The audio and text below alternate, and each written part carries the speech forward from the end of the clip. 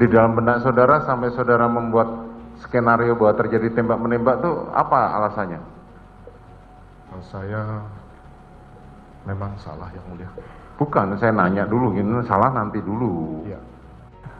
Dari tadi saya perhatikan cerita saudara itu nggak masuk di akal, dengan bukti-bukti yang ada nggak masuk di akal. Dari tadi saya perhatikan cerita saudara nggak masuk di akal. Dengan bukti-bukti yang ada nggak masuk di akal, kata hakim saat mendengar kesaksian Ferdi Sambo. Namun sebelum lanjut ke inti pembahasan videonya, alangkah mulianya jari pemirsa untuk menekan tombol subscribe serta klik lonceng notifikasinya agar tidak terjadi kesalahpahaman. Simak video ini sampai habis. Dalam keterangan tersebut, hakim lalu menjelaskan beberapa keterangan Ferdi Sambo yang dinilai tidak masuk di akal. Pertama, terkait kondisi Putri Chandrawati yang disebut dalam keadaan sakit sepulang dari Magelang, Jawa Tengah. Saudara menyebut istri saudara mengatakan saya sakit. Nyatanya pada saat turun dan melakukan swab di dalam CCTV yang ada di rumah saudara itu tidak menunjukkan bahwa istri saudara sakit, ucap hakim.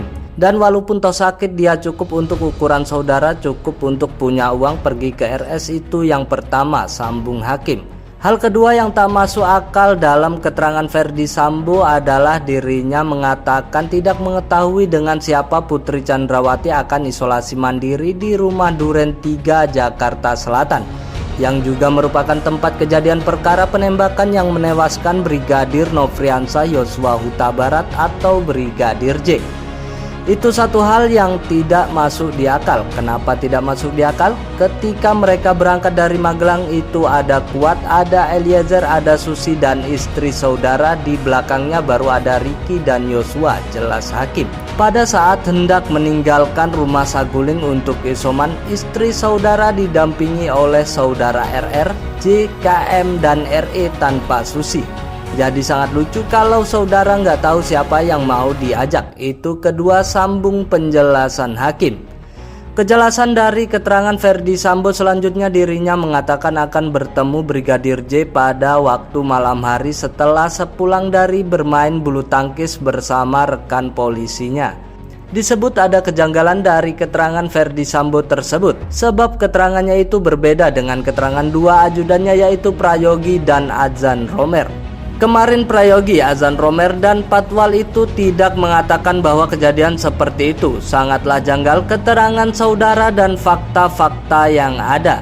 Saya sering mengatakan saya tidak butuh pengakuan, tapi saudara di sini disumpah tolong ceritakan apa adanya, ucap hakim secara tegas saat membantah keterangan Ferdi Sambo.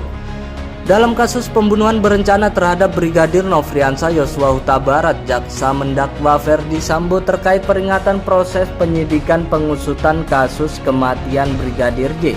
Ferdi Sambo dijerat dengan pasal 49 junto pasal 33 subsider pasal 48 ayat 1 junto pasal 32 ayat 1 UU ITE nomor 19 tahun 2016 dan atau pasal 233 KUHP, pasal 221 ayat 1 ke 2 junto pasal 55 KUHP.